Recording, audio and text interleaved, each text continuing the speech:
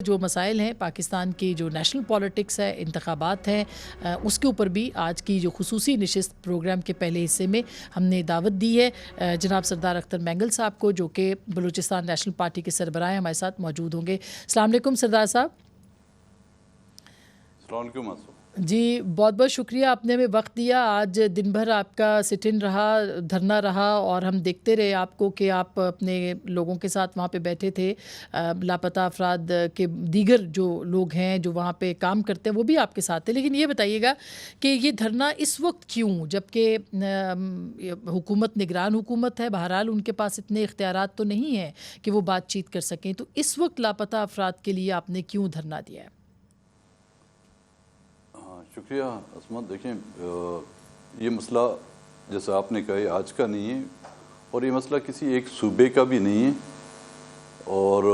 کسی ایک قوم یا ایک قبیلے کا نہیں ہے۔ اس مسنگ پرسنز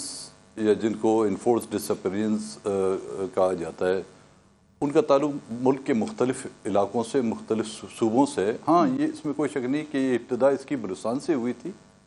اور جب ہم اس نقطے پر بات کرتے تھے اسمبلیوں میں، جلسوں میں، تو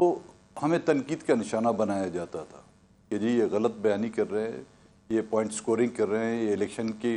کمپین کے لیے کر رہے ہیں، ووٹ حاصل کرنے کے لوگوں کی ہمدردی کر رہے ہیں۔ تو یہ مسئلہ بڑھتا بڑھتا پورے ملک تک آ کے پہنچا۔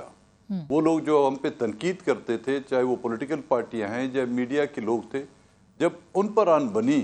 تو اب ان کو پتہ چلا کہ حقیقتاً یہ مسئلہ کتنا اہم ہے، اور اس مسئلے کی وجہ سے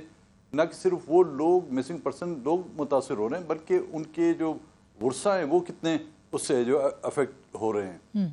اب اس وقت ہم نے، کیونکہ اس دھرنے کا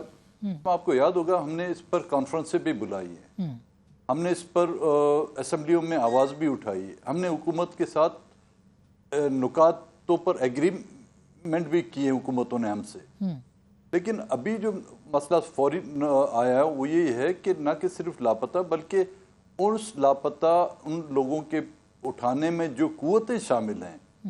اور جن لوگوں کو یا جن گروپس کو انہوں نے استعمال کیا، اور وہ اوپنلی ابھی کھل کر سامنے آئے ہیں اور یہ کہتے ہوئے نہیں تھکتے کہ جی یہ ہمارے اثاثے ہیں، یہ ہمارے ایسٹس ہیں۔ تو اب سوال یہ پیدا ہوتا ہے کہ جو لوگ لوگوں کے قتل عام میں ملوث ہیں، جو لوگوں کے اغوا میں ملوث ہوں، جن کے ہاتھوں سے کئی لوگ یتیم ہو چکے ہیں، بچے جن کے ہاتھوں سے کئی عورتیں بیوہ ہو چکی ہیں، جب وہ ان کے اثاثے ہوں تو عام لوگ اور پبلک جائے تو کہاں جائے؟ تو اس سے پہلے ہم نے لانگ مارچ کیا تھا واٹ سے کوئٹہ تک، جس میں بھی حکومت نے مختلف انداز میں ہمارے سامنے رکاوٹیں پیدا کرنے کی کوشش کی، اپنے لوگوں سے کہہ کر ہمارے اس پروگرام کو سیبوٹاج کرنے کے لیے پریس کانفرنسیں کی گئی، لوگوں کو دھمکیاں دی گئیں اور راستے میں رکاوٹیں کھڑی کر دی گئی۔ لیکن اس کے باوجود، کیونکہ بلوچستان میں یہ مسئلہ اس طرح اہم ہے، کوئی شاید ہی ایسا گاؤں بچا ہو جس سے کوئی لوگ مسنگ نہ ہوئے ہوں، تو ان تمام اقدامات کے باوجود جس انداز میں لوگوں نے اس میں شرکت کی اور اس کو ویلکم کیا، اور آج بھی جو دھرنا تھا اس میں مختلف طبقہ فکر کے لوگ، ہمارے سینیٹرز تھے، ہمارے سول سوسائٹی کے لوگ، پارلیمنٹیرین، ایکس پارلیمنٹیرین بھی آئے تھے، وکلا بھی آئے، جس انداز میں انہوں نے شرکت کی، میرے خیال میں وہ قابل تعریف ہے۔